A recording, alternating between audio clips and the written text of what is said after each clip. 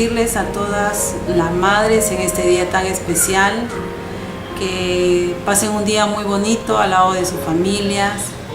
y a los hijos y a las hijas decirles que valoren mucho a sus madres, y un reconocimiento muy especial a todas las mujeres de mi distrito, las mujeres huaurinas, emprendedoras, que día a día está siempre trabajando en nuestros campos, que está como comerciantes, y el trabajo más importante que es el de ser madre, ¿no? En este día tan especial reciban de mi parte un reconocimiento muy especial, y decirles en este día que siempre nos acompañen, estén donde estén, siempre estén protegiéndonos, siempre estén dándonos todo ese amor que solo una madre sabe dar.